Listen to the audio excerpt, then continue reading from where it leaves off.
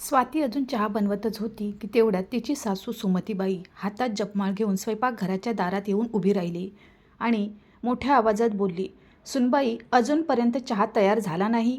दिवसभर आला आहे आणि तुला अजूनही आळस येत आहे. जरा आपल्या नणंदेकडून, स्नेहाकडून काहीतरी शिकून घे. ती आपल्या सासरी सकाळी 5 वाजता उठून संपूर्ण घर चमकावून टाकते." सासूच्या तोंडून हे ऐकून स्वातीने मागे न वळता उत्तर दिले, "सासूबाई, प्रकाश रात्रभर झोपला नव्हता. त्याला खूप उकाडा जाणवत होता. त्यामुळे मी सुद्धा झोपू शकले नाही. बस आता चहा गाळतच आहे." हे ऐकून सुमतीबाईंनी नाक मुरडत म्हटले, "उकाडा? अरे आम्ही पण माणसे आहोत. आजकालच्या सुनांना तर फक्त बहाणे पाहिजेत. आणि ऐक, आजपासून आपली कंबर कसून घे. तुझ्या नणंदेचा स्नेहाचा 7वा महिना सुरू झाला आहे. म्हणूनच ती आजच इथे येत आहे आणि डिलिव्हरी होईपर्यंत इथेच राहणार आहे. तिची अशी सेवा झाली पाहिजे की शेजाऱ्यांनी सुद्धा आदर्श घेतला पाहिजे." हे ऐकून स्वातीचा चहा गाळणारा हात अचानक थांबला.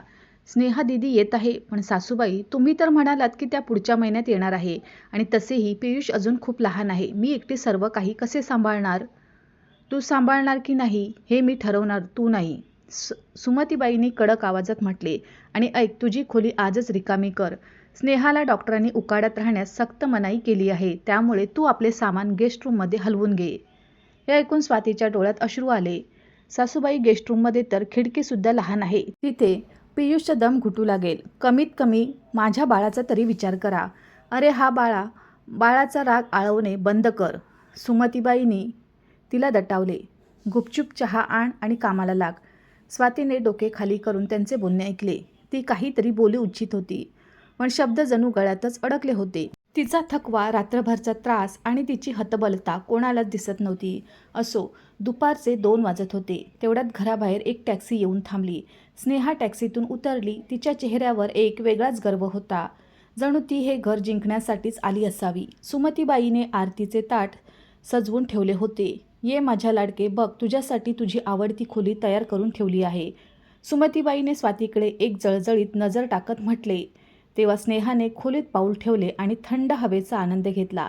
"Thank you mummy. तिथे सासरी तर मोठ्या जावेने नाकात दम करून ठेवला होता. इथे कमीत कमी शांतता तरी मिळेल." असे म्हणत तिने आपली जड बॅग, आपली वहिनी स्वातीकडे सरकवली. "वहिनी, जरा ही आत ठेवून द्या आणि माझ्यासाठी थंड शिकंजी बनवून आणा. आणि हां, साखर थोडी कमी ठेवा." स्वातीने बॅग उचलली. तिच्या कमरेत आधीपासूनच वेदना होत्या.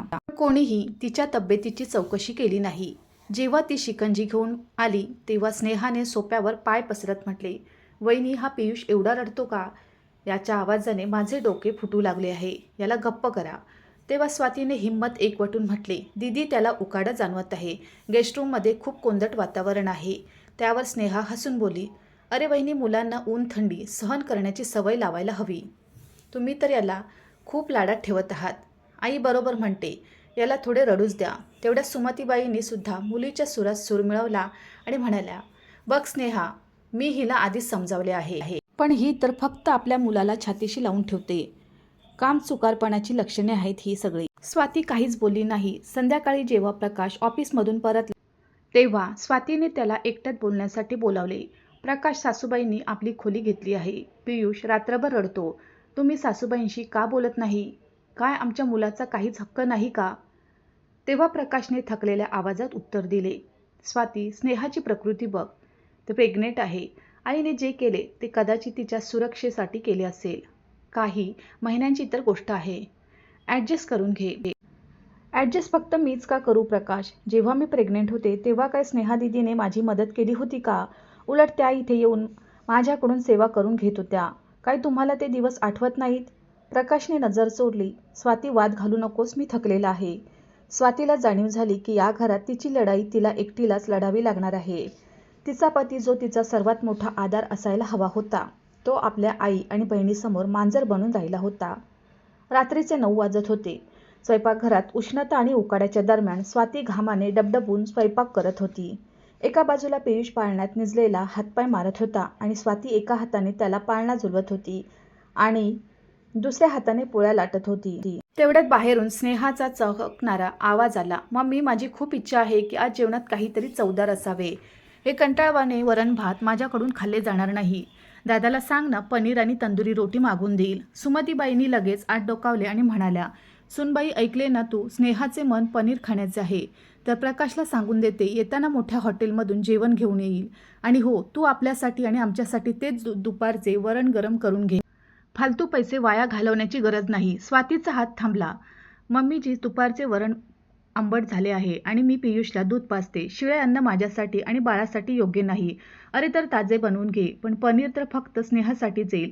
ती प्रेग्नेंट आहे. तिची प्रत्येक इच्छा पूर्ण करणे आमचे कर्तव्य आहे. तू तर फक्त बहाणे शोधतेस की कधी चांगले जेवण खायला मिळेल. सुमतीबाईंनी टोमणा मारला. रात्री जेव्हा प्रकाश पनीरचा डबा घेऊन आला तेव्हा टेबलवर स्नेहा आणि सुमतीबाई थाटात बसल्या होत्या. प्रकाशने स्वातीला आवाज दिला, स्वाती ये जेवून घे. यापूर्वी की स्वाती काही बोलणार, सुमतीबाई मध्येच बोलल्या, अरे ती खाऊन घेईल, तू बस स्नेहाला वाढ, बिचारी दुपारपासून भुकेली आहे. स्वाती जेव्हा आपले ताट घेऊन आली, ज्यामध्ये फक्त 2 सुक्या पोळ्या आणि ते आंबट वरण होते, तेव्हा तिने पाहिले की स्नेहा मजेत पनीरचे तुकडे तोडत होती. हे पनीर खूप टेस्टी आहे, पण तुम्हाला देऊ शकत नाही. यामध्ये खूप फॅट आहे. तुमच्या आरोग्यासाठी वरणच चांगले आहे. स्नेहाने कुटिलतेने हसत म्हटले. तेव्हा स्वातीने प्रकाशकडे पाहिले. प्रकाश गुपचूप आपल्या प्लेटमध्ये नजर लावून बसला होता. त्याने एकदाही असे म्हटले नाही की स्वातीला सुद्धा थोडे पनीर द्या. स्वातीचा कंठ दाटून आला. तिने आपले ताट तिथेच सोडले आणि उठून उभी राहिली. काय झाले सुनबाई, जेवण का नाही करत?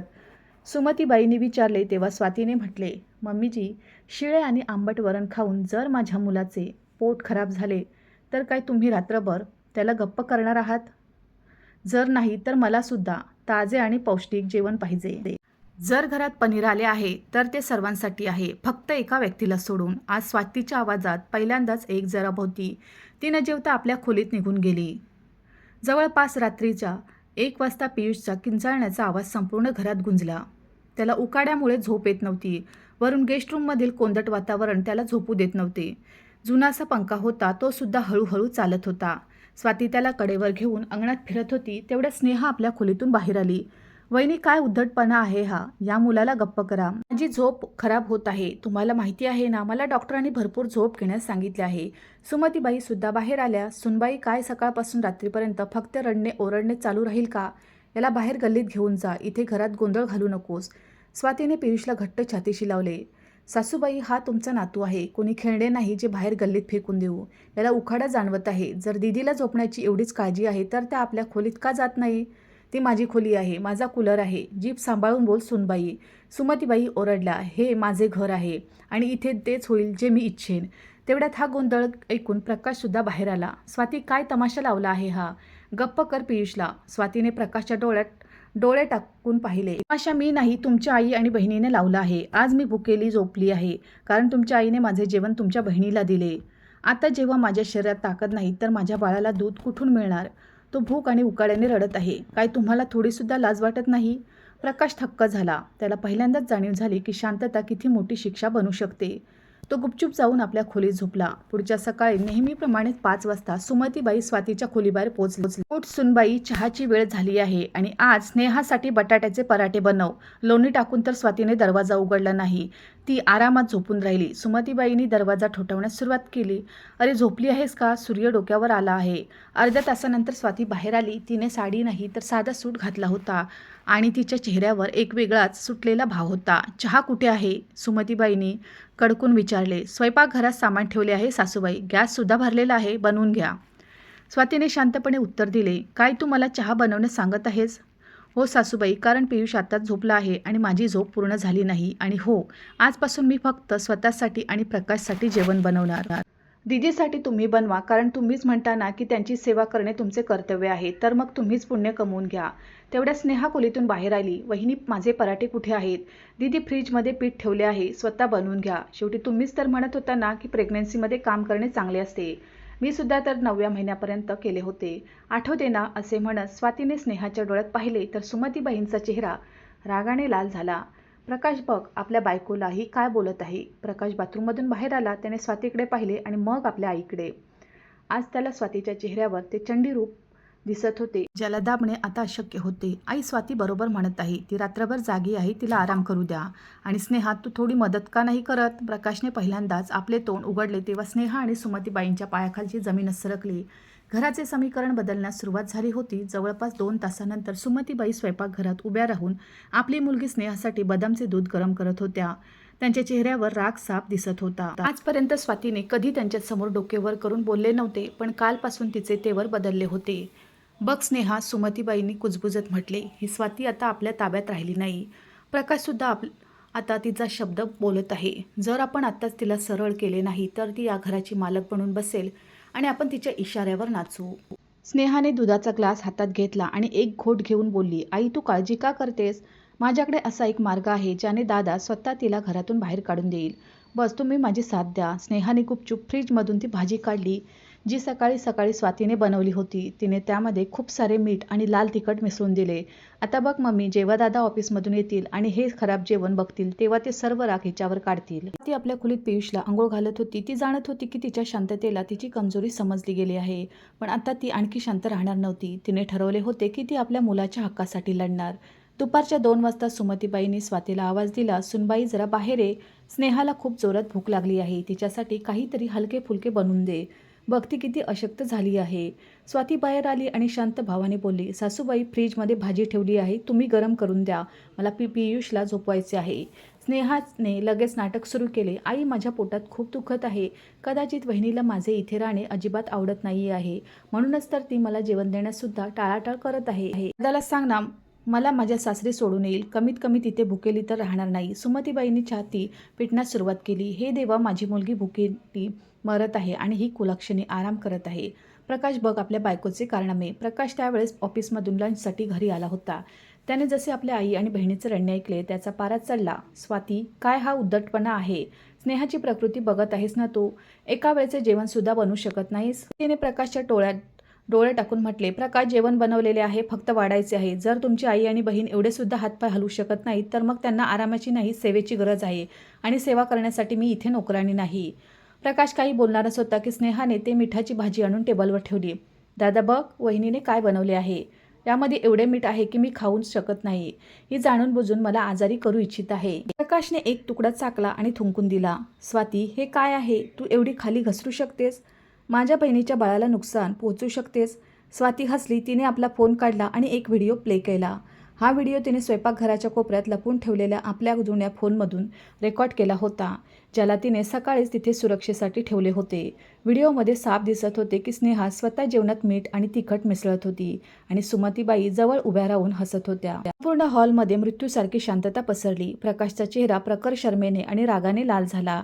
त्याने आपल्या बहिणीकडे पाहिले जी आता जमिनीत रुतत चालली होती. हे काय आहे स्नेहा? आई, तुम्ही लोक एवढे खाली घसरू शकता? प्रकाशचा आवाज कापला. स्वाती पुढे आली. पाहिले प्रकाश, ही आहे तुमच्या बिचाऱ्या आईची आणि निष्पाप बहिणीची अगतिकता. मला कमीपणा दाखवण्यासाठी कोणत्याही थरापर्यंत जाऊ शकतात. आज यांनी जेवणात मीठ मिसळले आहे, उद्या आपल्या मुलाला सुद्धा नुकसान पोहोचवू शकतात. सुमतीबाईने गडबडून म्हटले, अरे ते तर आम्ही फक्त मस्करी करत होतो, सुनबाईला धडा शिकवण्यासाठी. धडा? स्वाती कडाडली. धडा तर आता मी शिकवणार आहे सासूबाई. प्रकाश, आजपासून ही खोली माझी आहे. स्नेहा दिदी आता या क्षणी आपले सामान गेस्ट रूममध्ये हलवणार आणि जर यांनी नकार दिला तर हा व्हिडिओ मी थेट पोलीस स्टेशनला घेऊन जाणार आणि कौटुंबिक हिस्सेचा गुन्हा दाखल करणार. स्नेहा रडू लागली. दादा मला माफ कर, माझ्याकडून चूक झाली. चूक नाही, हे पाप आहे स्नेहा. प्रकाशने कडक आवाजात म्हटले. स्वाती बरोबर म्हणत आहे. चला आपले सामान उचला आणि गेस्ट रूममध्ये जा आणि आईस तुम्ही सुद्धा आता आपल्या मर्यादेत राहा. काही वेळानंतर स्नेहाला आपले सामान गेस्ट रूममध्ये घेऊन जावे लागले. जसे स्नेहाने तिथे पाऊल ठेवले तसे तिला उकाड्याची जाणीव झाली. मम्मी, इथे तर खूप उष्णता आहे, मी इथे कशी झोपणार? स्नेहाने नाक मुरडत म्हटले तर स्वाती दारात उभी होती. का दीदी, अजून कालच तर तुम्ही म्हणत होतात ना की मुलांना उष्णता सहन करण्याची सवय लावायला हवी. आता तुम्ही सुद्धा सवय लावून घ्या. फुफ्फुसे मजबूत होतील तुमचे सुद्धा. आता सुमतीबाई खोलीत बसून आपल्या नशिबाला दोष देत होत्या. त्यांना अंदाजसुद्धा नव्हता की जी सून कालपर्यंत त्यांचे पाय चेपत होती ती आज त्यांच्या डोळ्यात डोळे टाकून त्यांना त्यांची जागा दाखवून देत होती. रात्रीच्या वेळी पियुष आपल्या एसीवाल्या खोलीत सुखाने झोपला होता. स्वातीने प्रकाशकडे पाहिले. प्रकाश आज शर्मिंदा होता. स्वाती, मला माफ कर, मी तुझ्या बोलण्यावर विश्वास ठेवला नाही. माफी मागण्याने जखमा भरत नाहीत प्रकाश. बस एवढे लक्षात ठेवा, जर यापुढे आपल्या मुलाच्या सुखाशी कोणताही तडजोड झाली तर मी सहन करणार नाही. स्नेहा जी आत्तापर्यंत मखमली गाद्या आणि एसीच्या थंड हवेची सवय असलेली होती, घामाने डबडबलेल्या खाटेवर कूस बदलत होती आणि वरून डासाने तिची अवस्था खराब केली होती. मम्मी ए मम्मी, स्नेहाने दबलेल्या आवाजात जवळच्या खोलीत झोपलेल्या सुमतीबाईंना पुकारले. तर सुमतीबाई, ज्यांची स्वतःची झोप उडाली होती, लगेच उठून आल्या. काय झाले बेटा, प्रकृती तर ठीक आहे ना? स्नेहाने रडत म्हटले. आपला हात दाखवला, ज्यावर डासांच्या चावण्याचे लाल वण आले होते. बघ मम्मी, त्या स्वातीने मला या नरकात टाकून दिले आहे. मला श्वास घेण्याससुद्धा त्रास होत आहे. माझे BP वाढत आहे. जर माझ्या बाळाला काही झाले तर कोण जबाबदार असेल? जा, तिला जागे कर आणि माझी खोली परत मिळवून दे. सुमतीबाईंचे ममतामयी हृदय वितळले, पण त्यांना स्वातीचे ते व्हिडिओवाले चंडी रूप आठवले. बेटा, ती आता ऐकणार नाही. प्रकाशसुद्धा तिच्या बाजूने आहे. तू थोडा संयम ठेव. सकाळी काहीतरी बघू. संयम? मम्मी, तू माझी आई आहेस की तिची? स्नेहाने हट्ट धरला. तर सुमतीबाईंनी जड अंतकरणाने स्वातीच्या खोलीचा दरवाजा ठोठावला. सुनबाई, दरवाजा उघड. बघ, स्नेहाचा जीव जात आहे. 10 मिनिटांनंतर स्वातीने दरवाजा उघडला. काय झाले सासूबाई? रात्रीच्या यावेळी काही अनपेक्षित घडले का? अनपेक्षित तर आहे. बघ, माझी मुलगी घामाने न्हाऊन निघाली आहे. तिला चक्कर येत आहे. कमीत कमी मानवतेच्या नात्याने तिला आजची रात्र इथे झोपू द्या. उद्या आम्ही काहीतरी दुसरी व्यवस्था करून घेऊ. सुमतीबाईंनी अक्षरशः गयावया करत म्हटले. तर स्वातीने एक लांब श्वास घेतला आणि हसून बोलली. सासूबाई, मानवता हा शब्द तुमच्या तोंडून शोभत नाही. ते जेव्हा मी 9 महिन्याची गरोदर होते आणि तुम्ही याच गेस्टरूमचा पंखा दुरुस्त करून दिला नव्हता. तुम्ही म्हणालात की उष्णतेने मूल मजबूत होते. आज तीच मजबूती दीदीला सुद्धा मिळू द्या आणि मला झोपू द्या. सकाळी पियुष लवकर उठेल असे म्हणत स्वातीने जोरात दरवाजा बंद केला. सुमतीबाई आणि स्नेहा तिथेच अवाक उभ्या राहिल्या. आज त्यांना त्यांच्याच कडू वागणुकीची चव चाखावी लागत होती. पुढच्या सकाळी 7 वाजता सूर्याची उष्णता वाढू लागली होती. सुमतीबाई नेहमीप्रमाणे स्वयंपाकघराकडे गेल्या, ही अपेक्षा ठेवून की स्वाती चहा बनवत असेल. पण स्वयंपाकघर रिकामे होते. शेगडी थंड पडली होती. स्वाती आरामात अंगणात खुर्ची टाकून बसली होती आणि पियुषची मालिश करत होती. प्रकाश तयार होऊन बाहेर आला. स्वाती, चहा नाही बनवला अजून? मला ऑफिससाठी निघायचे आहे. स्वातीने डोके वर न करता म्हटले. प्रकाश, स्वयंपाकघरात चहापत्ती, साखर आणि दूध सर्व काही ठेवले आहे. आजपासून आपले काम स्वतः करणे शिकून घ्या. आणि सासूबाई, आजपासून घराची स्वच्छता आणि भांडी तुम्ही आणि दीदी सांभाळणार आहात. काय तू आमच्याकडून झाडू पोछा करून घेणार?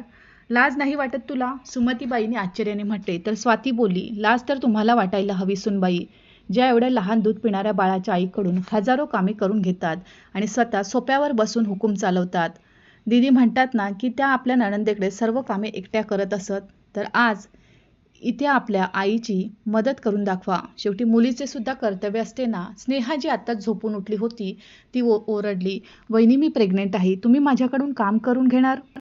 हो दीदी, नक्कीच. डॉक्टर म्हणतात की सक्रिय राहिल्याने लेबर पेन कमी होतो. मी सुद्धा तर 9व्या महिन्यापर्यंत केले होते. आणि जर तू करू शकत नशील तर प्रकाश, आजच एक कामवाली लाव. तिचे पैसे तुमच्या खिशातून नाही तर सासूबाईंच्या त्या गुप्त बचतीमधून जातील, जे त्यांनी माझे दागिने विकून बनवले होते. प्रकाश थक्कच झाला. दागिने? आई, काय हे खरं आहे? सुमतीबाईंचा चेहरा पांढरा पडला. त्या काही बोलू शकल्या नाही. स्वातीने एक एक पदर उघडण्यास सुरुवात केली होती. तेवढ्यात अचानक स्नेहाचे पती संदीप न सांगता घरी पोचले. सुमतीबाईंना वाटले की आता जावई बापूंच्या समोर सून शांत होईल. या जावई बापू, बसा. सुमतीबाईंनी स्वागत केले. सुनबाई, लवकर चहा नाश्ता आण. तेवढ्यात स्वाती बाहेर आली आणि हसून संदीपला बोलली. नमस्ते जी, चहा मिळेल, पण आज स्वयंपाकघरात तुमच्या सासूबाई आणि पत्नी काम करत आहेत. थोडा वेळ वाट बघा. त्या आता पोछा लावून येतच असतील. संदीप हैराण झाला. पोछा? स्नेहा या अवस्थेत पोछा लावत आहे? तेवढ्या स्नेहा रडत बाहेर आली. संदीप, बघा, या स्वातीने मला खोलीतून बाहेर काढले, मला डासांमध्ये झोपवले आणि आता माझ्याकडून काम करून घेत आहे. दादासुद्धा काहीच बोलत नाहीये तिला. संदीप रागाने प्रकाशकडे वळला. प्रकाश, काय तमाशा आहे हा? माझ्या बायकोला तुम्ही इथे नोकरानी बनवण्यासाठी बोलावले आहे का? प्रकाश काही बोलणार त्यापूर्वीच स्वातीने मोर्चा सांभाळला. संदीपजी, तमाशा तर तुमच्या बायकोने आणि सासूबाईंनी वर्षापासून रचला आहे. काय तुम्हाला माहिती आहे, काल तुमच्या बायकोने स्वतः जीवनात विषासारखे मीठ मिसळले होते, जेणेकरून मला घरातून काढता यावे. जर स्नेहा दीदीला इथे त्रास आहे तर तुम्ही यांना आत्ताच घेऊन जाऊ शकता. तसेही या इथे फक्त आराम करण्यासाठी आल्या होत्या ना, तर आराम आपल्या घरी करा. इथे तर आता काम करावे लागेल. संदीपने स्नेहाकडे पाहिले तर स्नेहाने नजर खाली केली. जाणत होती की संदीप तत्वाचा माणूस आहे आणि जर याला त्या मिठाची सत्यता कळली तर तो तिला इथेच सोडून निघून जाईल. घरात प्रचंड तणाव होता. संदीप शांतपणे सोप्यावर बसला होता. तेवढ्या स्वातीने एक फाईल टेबलवर ठेवली. हे काय आहे? प्रकाशने विचारले. तर स्वातीने दृढतेने म्हटले, हे या घरासाठी नियम आहेत. पहिला नियम, स्नेहा दीदीला जर इथे राहायचे असेल तर त्यांना घराच्या छोट्या छोट्या कामांमध्ये हातभार लावावा लागेल. कोणताही VIP ट्रीटमेंट मिळणार नाही. दुसरा, स्वयंपाकघराचा खर्च आता फक्त प्रकाश नाही तर सासूबाईंच्या पेन्शनमधून सुद्धा घेतला जाईल. पियुषची खोली नेहमी पियुषचीच राहील. कोणताही पाहुणा त्यावर ताबा मिळवू शकणार नाही. चौथा, जर सासूबाई किंवा दीदीने पुन्हा माझ्याविरुद्ध कोणतेही कट कारस्थान रचले तर मी थेट महिला पोलीस ठाण्यात जाणार. जर या अटी मंजूर असतील तरच दीदी इथे थांबेल, नाहीतर संदीपजी तुम्ही आपल्या पत्नीला इथून घेऊन जाऊ शकता. सुमतीबाईंनी जावईबापूंसमोर आपली अब्रू वाचवण्यासाठी डोके खाली केले. स्नेहाकडे सुद्धा कोणताही मार्ग नव्हता. जाणीव झाली होती की स्वाती आता ती अबला सून राहिली नाही ज्याला दाबता येईल. सुमतीबाई आणि स्नेहाची आता स्वातीशी नजर मिळवण्याची हिंमत होत नव्हती. संदीप सुद्धा स्नेहाला समजावून परत गेला होता. रात्रीच्या 9 वाजता अचानक स्नेहाच्या खोलीतून एक काळजाचा थरकाप उडवणारी किंकाळी ऐकू आली. मम्मी वाचवा, प्रकाश दादा, मला खूप दुखत आहे. सुमतीबाई हडबडून उठल्या. प्रकाश आणि स्वाती सुद्धा आपल्या खोलीतून बाहेर आले. गेस्ट रूमचा दरवाजा उघडला तर पाहिले स्नेहा पोट पकडून रडत होती. काय झाले बेटा? अजून तर फक्त 7वा महिना चालू आहे. सुमतीबाईंनी रडत म्हटले. प्रकाश, लवकर डॉक्टरांना फोन कर. प्रकाशने घाबरून डॉक्टरांना फोन लावला. घरात एकच खळबळ. तेवढ्या सासूबाई हात जोडून देवाकडे प्रार्थना करू लागल्या. हे देवा, माझ्या मुलीला पाप केले आहेत त्यांची शिक्षा माझ्या मुलीला देऊ नकोस. तेवढ्या स्वाती पुढे आली. तिच्या चेहऱ्यावर आता कोणताही राग नव्हता तर एक दृढ निश्चय होता. तिने स्नेहाचा हात पकडला. दीदी घाबरू नका, मी तुमच्यासोबत आहे.